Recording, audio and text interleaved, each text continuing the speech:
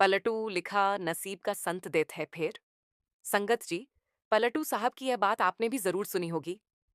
अब सवाल उठता है कि क्या सच में संत नसीब का लिखा भी पलट सकते हैं? हाँ, पलट सकते हैं। अगर हम यह आसान सा काम जो बाबा जी ने कहा है वह करते हैं, तो यहाँ हम भजन सिमरन की नहीं कर रहे। यहाँ हम उस आसान से काम को करने की बात कर रहे हैं जो बाबा जी ने संगत को करने को कहा है। संगत जी, इस बात को हम एक सेवादार की बिल्कुल सच्ची घटना से समझने की कोशिश करेंगे। कैसे इस सेवादार ने बस बाबा जी की एक छोटी सी बात को समझा और उस बात पर अमल किया, और कैसे रातों रात इस सेवादार की जिंदगी बदल गई। मालिक ने इसको इतना दिया कि अब अगर इसकी आने वाली 7 पीढ़ियां कुछ भी ना करें तो भी खत्म नहीं होगा। जबकि शुरुआती दिनों में यह सेवादार इतना ज्यादा गरीब था कि इसको लगता था कि मेरी किस्मत अब कोई नहीं बदल सकता। लेकिन बाबा जी ने वो कृपा कर दी जो सारी संगत के लिए मिसाल बन गई।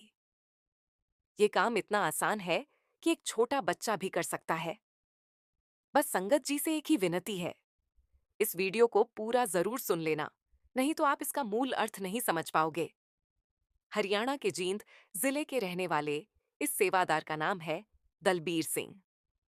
दलबीर सिंह एक साधारण सा जीवन जीने वाले व्यक्ति थे। फैक्ट्री में नौकरी करते थे और साथ साथ डेरे से गहराई से जुड़े हुए सेवक भी थे।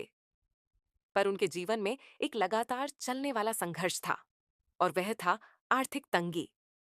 घर की जरूरतें, सीमित आमदनी और भविष्य की चिंता उन्हें भीतर ही भीतर खाई जा रही थी।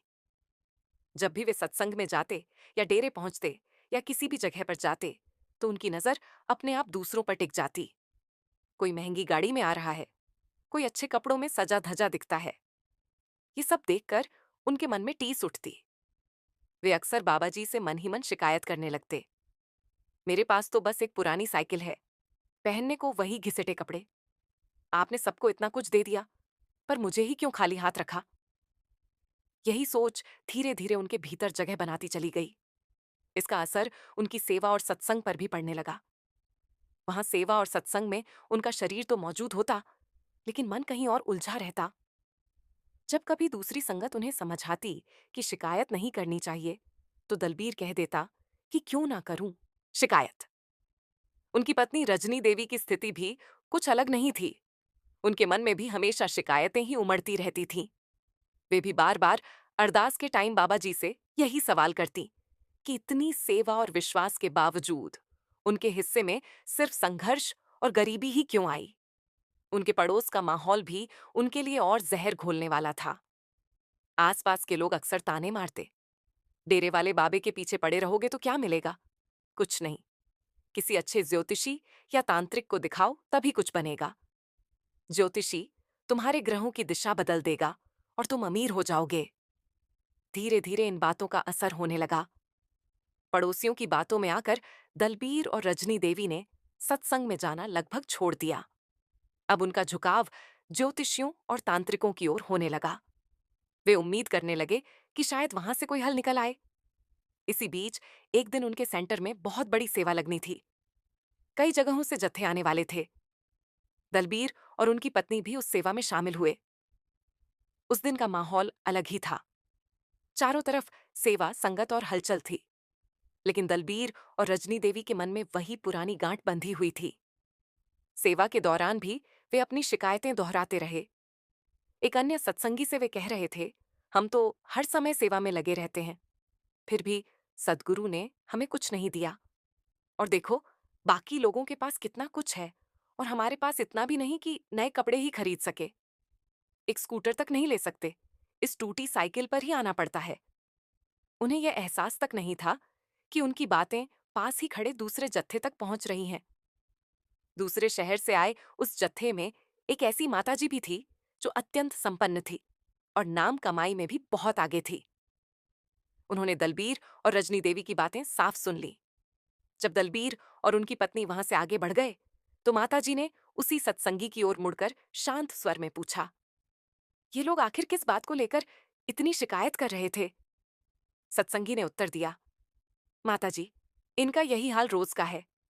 इनकी आर्थिक स्थिति कमजोर है, इसी कारण यह अक्सर सद्गुरु से शिकायत करते रहते हैं। हम सब ने इन्हें बहुत समझाने की कोशिश की, बार बार समझाया, लेकिन इन पर कोई असर ही नहीं होता। माताजी बेहद ऊंची कमाई वाली और गहरी अनुभूति रखने वाली आत्मा थी। उन्होंने पूरी बात बड़े ध्यान से सुनी, कुछ पल शांत रही, फिर धीरे से बोली, क्या आप मुझे इनके घर ले जा सकती हैं? मैं इनसे स्वयं मिलना चाहती हूँ। सत्संगी ने बिना एक पल की देर किए कहा, जी माताजी, आइए, मैं आपको इनके घर ले चलता हूँ। उसी शाम उन्होंने माताजी को अपनी गाड़ी में बैठाया और दलबीर सिंह के घर की ओर चल पड़े। जब वे वहां पहुंचे तो सामने एक बेहद छोटा सा कमरा था। उसी कमरे के कोने में एक संकरी सी रसोई बनी हुई थी। बाहर कच्ची मिट्टी का छोटा सा आंगन था, जहां दलबीर सिंह के दोनों बच्चे नंगे पांव खेल रहे थे। जब दलबीर सिंह की नजर सत्संगी और माताजी पर पड़ी तो वे थोड़ा हैरान रह गए। अचानक आए मेहमानों को देखकर वे घबरा तो गए, लेकिन शिष्टाचार निभाते हुए उन्हें भीतर ले आए। घर की हालत इतनी तंग थी कि बैठने के लिए ढंग की कुर्सियां तक मौजूद नहीं थीं। जैसे तैसे जो व्यवस्था हो सकी, उसी में मेहमानों को बैठाया गया। रजनी देवी ने बिना देर किए रसोई में जाकर चाय बना ली। चाय आते ही बातचीत शुरू हुई। माताजी ने शांत स्वर में कहा, आज सत्संग में आपकी कुछ बातें मेरे कानों में पड़ी। मुझे वे थोड़ी अजीब लगी, इसलिए सोचा कि आपसे सीधे मिलकर बात करूं। मैं आपसे कुछ समझना चाहती हूँ। दलबीर सिंह ने चारों ओर नजर घुमाई और भारी मन से बोले, आप हमारी हालत खुद देख रही हैं।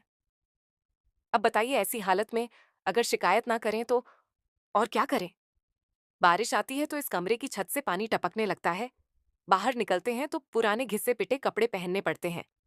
फैक्ट्री से अगर एक दिन की भी छुट्टी हो जाए तो उस दिन का राशन जुटाना मुश्किल हो जाता है। माताजी ने पूरी बात ध्यान से सुनी। एक पल रुककर उन्होंने कहा, ऐसी स्थिति में तो आपको बाबा जी का और भी अधिक शुक्र करना चाहिए। इतना सुनते ही दलबीर सिंह का संयम टूट गया। उनके भीतर दबा हुआ गुस्सा बाहर आ गया। उन्होंने तीखे स्वर में कहा, क्या आप हमारा मजाक उड़ाने आई हैं? आखिर किस बात का शुक्र करें हम? इस टूटी हुई छत का, या इन फटे पुराने कपड़ों का, या सामने खड़ी उस पुरानी सी साइकिल का? आपके पास पैसा है, बड़ी बड़ी गाड़ियां हैं, इसीलिए यह बातें कहना आपको आसान लगता है। एक दिन हमारी जगह आकर देखिए, तब समझ में आएगा कि ऐसी जिंदगी में शुक्राना करना कितना आसान होता है। माताजी ने दलबीर की कड़वी बातों को पूरे संयम और शांति से सुना। उनके चेहरे पर ना नाराजगी थी, ना कोई कठोरता। कुछ क्षण रुककर उन्होंने बेहद सहज स्वर में कहा, ठीक है, अगर शुक्राना नहीं हो पाता तो कम से कम भजन सिमरन तो करते ही होंगे। यह सुनते ही दलबीर सिंह और उनकी पत्नी रजनी देवी के चेहरे उतर गए। दोनों ने थके हुए हताश स्वर में उत्तर दिया, ऐसी हालत में भजन सिमरन कैसे हो सकता है? फिर रजनी देवी ने कहा कि मैं दूसरों के घरों में काम करती हूँ और ये फैक्ट्री में मजदूरी करते हैं। दो वक्त की रोटी जुटाना ही इतना कठिन हो जाता है कि न मन में शुक्र बचता है, न भजन सिमरन की स्थिति। माताजी ने बातों के बीच एक नजर बाहर आंगन की ओर डाली। वहां दलबीर के दोनों बच्चे मिट्टी में खेलते, हंसते और शोर मचाते हुए पूरी मस्ती में डूबे थे। यह दृश्य देखकर माताजी के चेहरे पर हल्की सी मुस्कान फैल गई। उन्होंने स्नेह से कहा, अब मैं तुम्हें एक बात कहना चाहती हूँ, ध्यान से सुनना। अगर तुमने मेरी बात समझ ली और उस पर चल पड़े तो तुम्हारे दिन जरूर बदलेंगे। माताजी ने दलबीर की पत्नी को अपने पास बैठने का इशारा किया। दोनों पति पत्नी चुपचाप उनके पास आकर बैठ गए। माताजी ने गंभीर लेकिन स्नेह भरे स्वर में कहना शुरू किया, तुम बार बार सदगुरु से शिकायत करते हो, लेकिन मेरी नजर में तुम्हारा परिवार बहुत सौभाग्यशाली है। जरा देखो तुम्हारे यह बच्चे जो आंगन में हंसते खेलते फिर रहे हैं। इन्हीं के लिए इस दुनिया में कितने लोग तरसते हैं जिनकी संतान नहीं है। उनसे जाकर पूछो उनके अंदर का दर्द कैसा है। और तुम्हें मालिक ने दो सुंदर बच्चे दिए हैं। यहाँ ऐसे भी लोग हैं जिनके पास बड़ी बड़ी कोठियां हैं, अथाह धन दौलत है, हर सुख सुविधा मौजूद है, लेकिन उनकी गोद सुनी है। वे संतान पाने के लिए दर दर भटकते फिरते हैं। क्या इन बच्चों के लिए बाबा जी का शुक्राना नहीं किया जा सकता? फिर माताजी ने उस पुरानी साइकिल की तरफ इशारा करते हुए कहा, बेटा, दुनिया में हजारों लाखों लोग ऐसे हैं जिनके पैर ही नहीं हैं। मालिक ने तुम्हारे हाथ पैर सलामत रखे हैं, जिससे कि तुम साइकिल चला सकते हो। क्या इसके लिए बाबा जी का शुक्र नहीं कर सकते? फिर माताजी ने उस छोटे से कमरे को देखते हुए कहा, कितने ही लोग सर्दी हो या बारिश बाहर सड़क पर सोने को मजबूर हैं, और तुम्हें तो मालिक ने यह कमरा दिया है। क्या इसके लिए मालिक का शुक्र नहीं कर सकते? मालिक 2 वक्त की रोटी दे रहा है, वरना कितने ही लोग रात को भूखे सो जाते हैं। फिर माताजी ने कहा कि बच्चों, मालिक ने तुम्हें इतना दिया है कि अगर तुम शुक्र है को एक किताब में लिखना शुरू करो, तो शुक्र लिखते लिखते किताब के पन्ने भर जाएंगे। लेकिन मालिक की दी हुई नेमतें खत्म नहीं होंगी। दलबीर सिंह और रजनी देवी पूरी तन्मयता से माताजी की हर बात सुन रहे थे। माताजी ने आगे कहा, अब मैं तुम्हें एक सरल सा मार्ग बताती हूँ। जब भी रात को भजन सिमरन के लिए बैठो, तो किसी मांग या शिकायत के साथ नहीं, सिर्फ एक ही अरदास लेकर बैठना। हे मेरे सद्गुरु, आपने मुझे इतना कुछ दिया है कि यदि मैं हर पल शुक्र करता रहूं, तब भी कम पड़े। आपने मुझे यह घर और यह छत दी, जो शायद मेरे भाग्य में भी नहीं थी। इस दुनिया में कितने ही लोग ऐसे हैं जिन्हें खुले आसमान के नीचे रात गुजारनी पड़ती है। आपने मुझे और मेरे परिवार को स्वस्थ शरीर दिया, वरना कितने लोग ऐसे हैं जो जन्म से ही रोगों के साथ इस संसार में आते हैं। आपने मुझे इतने सुंदर और संस्कारी बच्चे दिए, जबकि इस दुनिया में न जाने कितने लोग औलाद के सुख से वंचित रह जाते हैं। और सबसे बड़ी बात, आपने मुझे मनुष्य का जन्म दिया। आप मुझे किसी पशु के रूप में भी भेज सकते थे, लेकिन आपने मुझे इंसान बनाकर इस दुनिया में भेजा ताकि मैं भजन, बंदगी और सिमरन कर सकूं। आपने मुझे संगत की सेवा का अवसर दिया और नामदान जैसी अमूल्य दौलत से नवाजा। अब बताइए, मैं किन शब्दों में आपका धन्यवाद करूं? मुझे तो शब्द ही नहीं मिलते। पति-पत्नी दोनों बिना पलक झपकाए ये सब सुन रहे थे। उनके मन में कुछ टूट रहा था और कुछ नया जन्म ले रहा था। फिर माताजी ने दोनों की ओर देखा और कहा, और जब सुबह आंख खुले, तो सबसे पहला शब्द शुक्र का हो। उठते ही कहना, हे मेरे सद्गुरु, एक और सुबह, तुम्हारे दिन जरूर बदलेंगे। माताजी ने दलबीर की पत्नी को अपने पास बैठने का इशारा किया। दोनों पति पत्नी चुपचाप उनके पास आकर बैठ गए। माताजी ने गंभीर लेकिन स्नेह भरे स्वर में कहना शुरू किया, तुम बार बार सद्गुरु से शिकायत करते हो, लेकिन मेरी नजर में तुम्हारा परिवार बहुत सौभाग्यशाली है। जरा देखो तुम्हारे यह बच्चे जो आंगन में हंसते खेलते फिर रहे हैं। इन्हीं के लिए इस दुनिया में कितने लोग तरसते हैं जिनकी संतान नहीं है। उनसे जाकर पूछो उनके अंदर का दर्द कैसा है। और तुम्हें मालिक ने 2 सुंदर बच्चे दिए हैं। यहाँ ऐसे भी लोग हैं जिनके पास बड़ी बड़ी कोठियां हैं, अथाह धन दौलत है, हर सुख सुविधा मौजूद है, लेकिन उनकी गोद सुनी है। वे संतान पाने के लिए दर दर भटकते फिरते हैं। क्या इन बच्चों के लिए बाबा जी का शुक्राना नहीं किया जा सकता? फिर माताजी ने उस पुरानी साइकिल की तरफ इशारा करते हुए कहा, बेटा, दुनिया में हजारों लाखों लोग ऐसे हैं जिनके पैर ही नहीं है। मालिक ने तुम्हारे हाथ, तुम्हारे दिन जरूर बदलेंगे। माताजी ने दलबीर की पत्नी को अपने पास बैठने का इशारा किया। दोनों पति पत्नी चुपचाप उनके पास आकर बैठ गए। माताजी ने गंभीर लेकिन स्नेह भरे स्वर में कहना शुरू किया, तुम बार बार सद्गुरु से शिकायत करते हो, लेकिन मेरी नजर में तुम्हारा परिवार बहुत सौभाग्यशाली है। जरा देखो तुम्हारे यह बच्चे जो आंगन में हंसते खेलते फिर रहे हैं। इन्हीं के लिए इस दुनिया में कितने लोग तरसते हैं जिनकी संतान नहीं है। उनसे जाकर पूछो उनके अंदर का दर्द कैसा है। और तुम्हें मालिक ने 2 सुंदर बच्चे दिए हैं।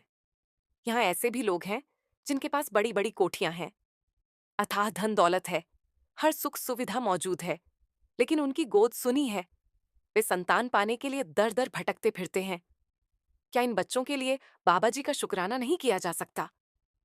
फिर माताजी ने उस पुरानी साइकिल की तरफ इशारा करते हुए कहा, बेटा, दुनिया में हजारों लाखों लोग ऐसे हैं जिनके पैर ही नहीं है। मालिक ने तुम्हारे हाथ पैर सलामत रखे हैं, जिससे कि तुम साइकिल चला सकते हो। क्या इसके लिए बाबा जी का शुक्र नहीं कर सकते? फिर माताजी ने उस छोटे से कमरे को देखते हुए कहा, कितने ही लोग सर्दी हो या बारिश बाहर सड़क पर सोने को मजबूर हैं, और तुम्हें तो मालिक ने यह कमरा दिया है। क्या इसके लिए मालिक का शुक्र नहीं कर सकते? मालिक 2 वक्त की रोटी दे रहा है, वरना कितने ही लोग रात को भूखे सो जाते हैं। फिर माताजी ने कहा कि बच्चों, मालिक ने तुम्हें इतना दिया है कि अगर तुम शुक्र है को एक किताब में लिखना शुरू करो, तो शुक्र लिखते लिखते किताब के पन्ने भर जाएंगे। लेकिन मालिक की दी हुई नेमतें खत्म नहीं होंगी। दलबीर सिंह और रजनी देवी पूरी तन्मयता से माताजी की हर बात सुन रहे थे। माताजी ने आगे कहा, अब मैं तुम्हें एक सरल सा मार्ग बताती हूँ। जब भी रात को भजन सिमरन के लिए बैठो, तो किसी मांग या शिकायत के साथ नहीं, सिर्फ एक ही अरदास लेकर बैठना। हे मेरे सद्गुरु, आपने मुझे इतना कुछ दिया है कि यदि मैं हर पल शुक्र करता रहूं, तब भी कम पड़े।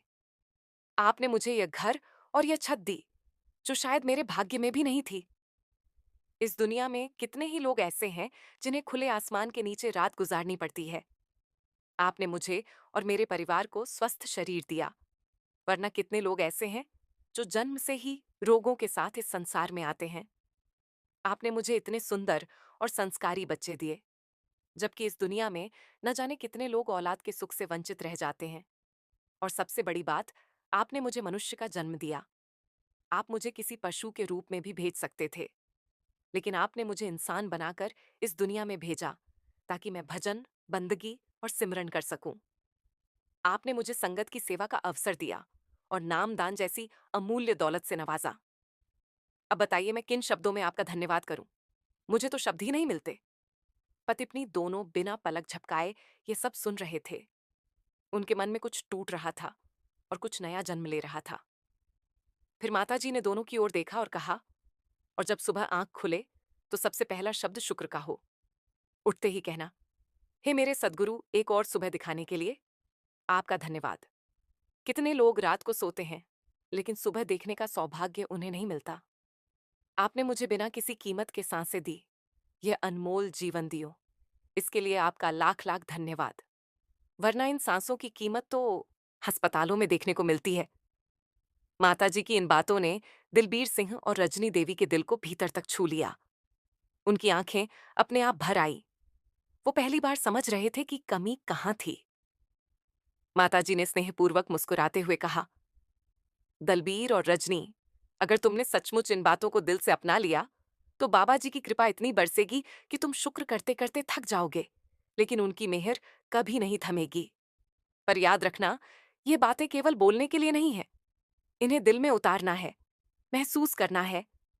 मालिक से कभी शिकायत मत करना और कुछ मांगना भी नहीं। बस हर हाल में शुक्र करना है। हर स्थिति में बिना किसी शर्त के शुक्र करना है। दिलबीर सिंह और रजनी देवी ने हाथ जोड़कर माताजी से कहा, माताजी, हम आपकी कही हर बात पर अमल करेंगे। कुछ देर बाद माताजी वहां से विदा हो गई। संगत जी उसी दिन से दिलबीर और रजनी के जीवन की दिशा बदलने लगी। उन्होंने हर सांस के साथ बाबा जी का शुक्र करना शुरू कर दिया। जो भी मिला, जैसा भी मिला, उसी में धन्यवाद करना शुरू कर दिया। साथ ही उनका मन फिर से भजन सिमरन में टिकने लगा, जो पहले बिखर गया था। समय बीतने लगा। कुछ ही दिनों बाद उस फैक्ट्री में, जहां दिलबीर मजदूरी करता था, विदेश से एक नई और अत्याधुनिक मशीन मंगवाई गई। मशीन तो आ गई, लेकिन एक बड़ी परेशानी खड़ी हो गई। उसे चलाने के लिए किसी ऐसे कारीगर की जरूरत थी जो अनुभवी हो। फैक्ट्री मालिक ने बहुत तलाश की, लेकिन उसे कोई उपयुक्त व्यक्ति नहीं मिल पा रहा था। जब दिलबीर को इस बात की जानकारी मिली, तो उसके भीतर कहीं दबा हुआ आत्मविश्वास जाग उठा। उसने सीधा फैक्ट्री के मालिक से मिलने का साहस किया और शांत लेकिन दृढ़ स्वर में कहा, मैं इस मशीन को चला सकता हूं। असल में दिलबीर को शुरू से ही तकनीकी कामों में गहरी रुचि थी। मशीनें, औजार और नए सिस्टम, इन सबको समझना उसे पसंद था। वो कई तरह के तकनीकी कामों में पहले से ही हाथ आजमा चुका था। बस कभी मौका नहीं मिला था। अब वक्त बदलने वाला था। जैसे ही उसने शुक्राना करना शुरू किया, वैसे ही बाबा जी ने उसके जीवन में उन्नति के द्वार खोलने शुरू कर दिए। उसका खोया हुआ आत्मविश्वास लौट आया और अपनी कला को साबित करने का जज्बा फिर से जाग उठा। मालिक ये सुनकर चौंक गया। उसकी नजर में दलबीर अब तक सिर्फ एक साधारण मजदूर था। उसने कहा, अगर तुम्हें लगता है कि तुम इस मशीन को चला सकते हो, तो अभी चलाकर दिखाओ। अगर तुम सफल रहे, तो मैं तुम्हें इसी मशीन का कारीगर बना दूंगा। दलबीर बिना घबराए आगे बढ़ा और मालिक के सामने ही उस नई मशीन को पूरी कुशलता के साथ चलाकर दिखा दिया। मशीन बिल्कुल सही ढंग से चलने लगी। ये दृश्य देखकर मालिक बेहद खुश हुआ। वैसे भी दलबीर की ईमानदारी और मेहनत से मालिक पहले से ही प्रभावित था। उसी दिन उसने दलबीर को मजदूरी के काम से हटा दिया और मशीन कारीगर की जिम्मेदारी सौंप दी। इतना ही नहीं, मालिक ने आगे कहा, इस पद की तनख्वाह एक आम मजदूर से 20 गुना अधिक होती है। अब मुझे किसी और को ढूंढने की जरूरत नहीं है। मैं तुम्हें ही इस पद पर नियुक्त करता हूँ और आज से तुम्हें पूरी वही तनख्वाह मिलेगी जो इस जिम्मेदारी के लिए तय है। ये शब्द सुनते ही दलबीर सिंह की आंखें भर आईं। वर्षों की तंगी, अपमान और बेबसी जैसे एक ही पल में पिघल गए। वो समझ गया था, यह सिर्फ मशीन की नौकरी नहीं थी, बल्कि शुक्राने की राह पर चलने का फल था। सबसे पहले दलबीर सिंह ने यह समाचार अपनी पत्नी रजनी देवी को सुनाया। वो ये सुनकर कुछ क्षणों तक विश्वास ही नहीं कर पाई। जो इंसान कल तक मामूली मजदूरी पर काम कर रहा था, जिसकी मासिक आमदनी सिर्फ 4,000 के आसपास थी, वही आज बाबा जी की कृपा से उसी रकम को कई गुना कमाने की राह पर चल पड़ा था। यह उनके लिए किसी चमत्कार से कम नहीं था। लेकिन संगत जी, यहीं पर बाबा जी की मेहर रुकने वाली नहीं थी। एक वर्ष भी नहीं बीता कि एक दूसरी फैक्ट्री से दलबीर को और भी अधिक वेतन पर काम करने का प्रस्ताव मिला। उसकी ईमानदारी, मेहनत और तकनीकी समझ अब पूरे इलाके में चर्चा का विषय बन चुकी थी। जल्द ही उसकी तनख्वाह बढ़कर 1 लाख तक पहुंच गई, क्योंकि दलबीर जिस मशीन को चलाना जानता था, उस मशीन के कारीगर भारत में ना के बराबर थे। इसीलिए लाखों रुपए सैलरी देने को भी फैक्ट्री वाले तैयार हो जाते थे। समय के साथ दलबीर ने समझदारी से पैसे बचाने शुरू किए। कुछ वर्षों में उसने अच्छी खासी बचत कर ली और फिर बैंक से आर्न लेकर एक सुंदर सा 3 कमरों का फ्लैट अपने नाम कर लिया। थोड़े समय बाद उसने एक गाड़ी भी खरीद ली। वो सपना जो कभी उसे बहुत दूर का लगता था। कुछ ही सालों में दलबीर ने अपनी खुद की छोटी सी फैक्ट्री शुरू कर दी। और आज वही दलबीर जो कभी पुरानी साइकिल की शिकायत करता था, आज महंगी कार में सत्संग घर जाता है। संगत जी, एक दौर वह भी था जब दलबीर और रजनी देवी हर समय शिकायतों में डूबे रहते थे। उन्हें लगता था कि जीवन ने उनके साथ कुछ भी अच्छा नहीं किया, लेकिन उस माता की सीख को दिल से अपनाने के बाद मानो उनकी पूरी तकदीर ही पलट गई। यही कहा जाता है कि संत महात्माओं के वचन कभी निष्फल नहीं जाते। उस माताजी ने दलबीर से जो कहा था, वो शब्द दर शब्द सच साबित हुआ। बाबा जी ने उस पर ऐसी अपार कृपा बरसाई कि वह धन्यवाद करते करते थक गया। पर बाबा जी की देन कभी थमी नहीं। संगत जी, कैसे एक 4 शब्दों की प्रार्थना ने एक लड़के का जीवन बदल दिया था। आइए अब आपके अपने यूट्यूब चैनल सतगुरु शब्द रास का इस अगली पेशकश में सुनते हैं। अगर आज आपने इस वीडियो में बाबा जी द्वारा बताए गए 4 सरल शब्दों से बनी उस छोटी सी लेकिन अत्यंत प्रभावशाली प्रार्थना को ध्यान से सुन लिया है, तो विश्वास रखिए, आपके जीवन में कभी किसी चीज की कमी नहीं रहेगी और आपका मन धीरे धीरे संतोष व खुशियों से भरने लगेगा। इस प्रार्थना की शक्ति और उसके गहरे असर को समझने के लिए अब एक सेवादार और उसके बेटे से जुड़ी इस सच्ची घटना को पूरे ध्यान से सुनिए। सन 1994 की बात है। उस वर्ष यह सेवादार बाबा जी से जुड़ा। उस समय उसकी आर्थिक हालत बहुत मजबूत नहीं थी। घर में सीमित साधन थे और जिम्मेदारियां ज्यादा। लेकिन कहते हैं ना, जिस आत्मा को सद्गुरु अपनी ओर खींच लेते हैं, वहां यह मायने नहीं रखता कि वह अमीर है या गरीब, गोरा है या काला। 1994 में बाबा जी ने इस सेवादार को इस तरह अपने से जोड़ लिया कि कुछ ही महीनों के भीतर उसका मन घर की उलझनों से हटकर सेवा की ओर ज्यादा झुकने लगा। समय के साथ उसकी ड्यूटी बाबा जी की कोठी में लग गई। बाबा जी तो सब कुछ जानते थे। वे भली भांति समझते थे कि यह सेवादार अपने घर की परेशानियों से भीतर ही भीतर जूझ रहा है। लेकिन उस सेवादार ने कभी अपने हालातों की शिकायत नहीं की। एक दिन बाबा जी कोठी से बाहर आए। सेवादार उस समय बाहर सेवा में लगा हुआ था। बाबा जी उसके पास रुके और बड़े स्नेह से बोले, बेटा, हिम्मत कभी मत हारना, हमेशा सब्र रखना। मालिक के घर देर हो सकती है, लेकिन अंधेर कभी नहीं होता। उसी दिन बाबा जी ने उसे 4 शब्दों की एक विनती, एक छोटी सी प्रार्थना बताई और साथ ही यह भी कहा, बेटा, इस प्रार्थना को हर हाल में, हर रोज बोलते रहना। सेवादार ने बाबा जी की बात को दिल से स्वीकार किया। वो उन 4 शब्दों की प्रार्थना को रोज श्रद्धा और विश्वास के साथ दोहराने लगा। फिर क्या था? मालिक की कृपा ऐसे बरसने लगी कि उसकी जिंदगी की दिशा ही बदल गई।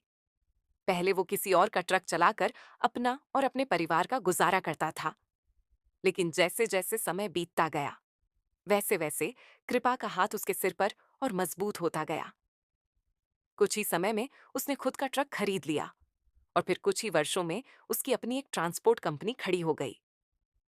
ऐसी कंपनी जिसके पास 10 से ज्यादा ट्रक थे और जो पूरे देश में माल की सप्लाई करने लगी। कृपा इतनी अधिक बरसने लगी कि सेवादार खुद भी हैरान रह जाता। लेकिन क्योंकि वह परमार्थ से जुड़ा हुआ था, इसीलिए उसने अपनी कमाई का एक हिस्सा नियमित रूप से डेरे में अर्पित करना शुरू कर दिया। बाबा जी के आदेश के अनुसार वो सेवादार न सिर्फ तन मन से सेवा करता था, बल्कि नियमित रूप से भजन सिमरन में भी लीन रहता था। समय आने पर उसने अपने बेटे को भी अपने कारोबार में शामिल कर लिया और धीरे धीरे मजबूती से चलता आ रहा था। वही अब लगातार डुबोने लगा था। बेटा भीतर से टूटने लगा। चिंता इतनी बढ़ गई कि रातों की नींद उड़ गई। करवटें बदलते बदलते एक रात वो यूं ही छत को ताकता रहा।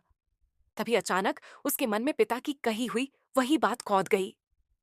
एक प्रार्थना है बेटा, उसे रोज बोलना, फिर जीवन में कभी किसी चीज की कमी नहीं होगी। उसने पूरा जोर लगाया, दिमाग पर बहुत दबाव डाला, लेकिन वह 4 शब्द याद ही नहीं आ रहे थे। जितनी कोशिश करता उतना ही मन खाली हो जाता। अब वह सुबह शाम उसी प्रार्थना को याद करने में लग गया, लेकिन कई दिन बीत जाने के बाद भी शब्द सामने नहीं आए। इसी बेचैनी के बीच एक दोस्त ने उसे सलाह दी, ऐसी प्रार्थनाएं तो साधु संत जानते हैं, किसी साधु से मिलो, शायद तुम्हारी मदद हो जाए। दोस्त की बात मानकर बेटा एक साधु के पास पहुंचा और अपनी पूरी परेशानी उसे बता दी। साधु ने ध्यान से सुना और फिर बोला, बेटा मुझे तो बस एक ही प्रार्थना आती है, भगवान सबका भला करें। यह भी 4 शब्दों की ही है। संभव है यही वही प्रार्थना हो जो तुम्हारे पिता ने बताई हो। बेटे ने सिर हिलाते हुए कहा, नहीं महाराज, ये वही नहीं है। शब्द कुछ और थे, लेकिन अब मुझे याद नहीं आ रहे। साधु ने थोड़ी देर सोचकर कहा, तो तुम किसी चर्च चले जाओ, वहां के पादरी शायद ऐसी किसी प्रार्थना के बारे में जानते हो। साधु की सलाह पर बेटा चर्च पहुंचा। उसने पादरी को अपनी पूरी दुविधा बता दी। पादरी ने मुस्कुराकर कहा, बेटा मैं तो रोज यही प्रार्थना करता हूं, गॉड इज ग्रेट। बेटा निराश होकर बोला, नहीं फादर साहब, ये तो 3 शब्द हैं। ये वो प्रार्थना नहीं है जो मेरे पिता ने मुझे सिखाई थी। चर्च से बाहर निकलने के बाद भी उसके मन की उलझन नहीं सुलझी। आखिरकार वो एक मंदिर पहुंचा और वहां के पुजारी को अपनी सारी परेशानी सुना दी। पुजारी ने सहज भाव से कहा, बेटा तुम रोज हनुमान जी की आरती किया करो। बेटा निराश स्वर में बोला, लेकिन मेरे पिताजी ने जो प्रार्थना बताई थी वो तो सिर्फ 4 शब्दों की थी।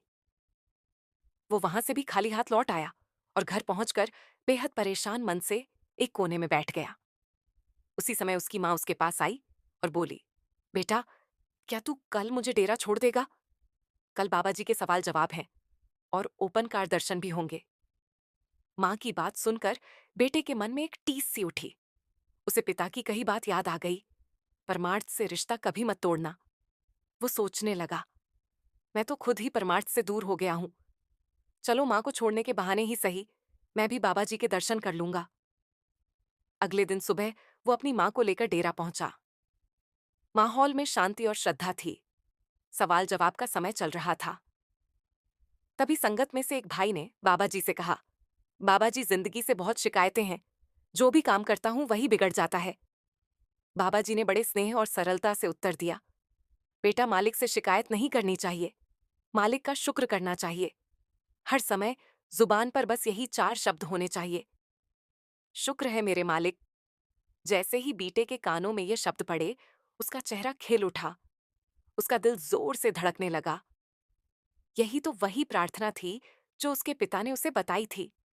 शुक्र है मेरे मालिक, जिस बात ने उसे धन्यवाद ना करूं, ये मुझसे नहीं हो पाएगा। संत ने शांत भाव से उत्तर दिया, अगर तुम शुक्राना नहीं छोड़ोगे तो मालिक भी देना नहीं छोड़ेगा। अमीर व्यक्ति ने दृढ़ स्वर में कहा, भले ही वह देना कभी बंद ना करे, लेकिन मैं भी उसका शुक्र करना कभी बंद नहीं करूंगा। यह कहकर वह संत को प्रणाम करके वहां से चला गया। कुछ समय बाद वही गरीब व्यक्ति संत के पास आया और उत्सुकता से पूछा, संत जी, क्या मेरा संदेश भी मालिक तक पहुंचा दिया? संत ने उसकी ओर देखते हुए कहा, मालिक का कहना है जिस दिन तुम शुक्र करना शुरू कर दोगे, उस दिन से तुम्हें मिलना भी शुरू हो जाएगा। ये सुनते ही गरीब आदमी का चेहरा तमतमा उठा। गुस्से में उसने कहा कि इस बात का शुक्र करूं, इस फटी हुई बनियान का या इस टूटी फूटी झोपड़ी का, जिसमें थोड़ी सी बारिश होते ही पानी टपकने लगता है। क्या इसके लिए मालिक का धन्यवाद करूं? संत ने उसे बहुत धैर्य से समझाया, बेटा, मालिक ने तुझे मनुष्य का जन्म दिया है। क्या यह छोटी बात है?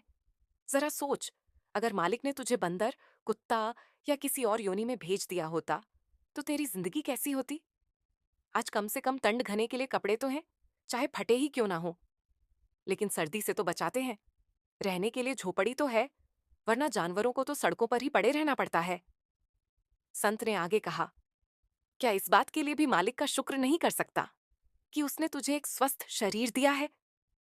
वरना कितने लोग हैं जो जन्म से ही यह जीवन में भयानक बीमारियों से जूझते रहते हैं। जिस दिन तू मालिक की दी हुई किसी एक चीज का भी दिल से धन्यवाद करना शुरू करेगा, उसी दिन से उसकी अपार कृपा तुझ पर बरसने लगेगी। फिर संत ने बहुत गहरे अर्थ की बात कही, शुक्र करना सीख, क्योंकि शिकायत करने वाले से मालिक वो भी छीन लेता है जो उसके पास पहले से होता है। संत ने काफी देर तक उस गरीब व्यक्ति को प्रेम और धैर्य से समझाया। अंततः उस आदमी को समझ में आ गया कि शुक्राने में कितनी अद्भुत शक्ति छिपी हुई है। प्यारी साध संगत जी, वो गरीब व्यक्ति तो समझ गया, लेकिन हम ना जाने कब समझेंगे कि हमें भी शुक्र करने की आदत डालनी चाहिए। हमें हर पल, हर सांस के साथ मालिक का धन्यवाद करना चाहिए और साथ ही उन सेवादारों का भी शुक्रिया अदा करना चाहिए जो ना सर्दी देखते हैं ना गर्मी, बस सेवा के लिए दौड़े चले आते हैं। बाबा जी संगत को हमेशा यही सिखाते हैं, अगर वह दे तो शुक्र करो, अगर ना दे तो सब्र करो, लेकिन किसी भी हाल में शिकायत मत करो। संगत जी से एक विनती है, आपके अपने YouTube चैनल सतगुरु शब्द रास के कमेंट में राधा स्वामी जरूर लिख दीजिए और आप खुशी से इस चैनल को भी सब्सक्राइब कर सकते हैं। राधा स्वामी जी।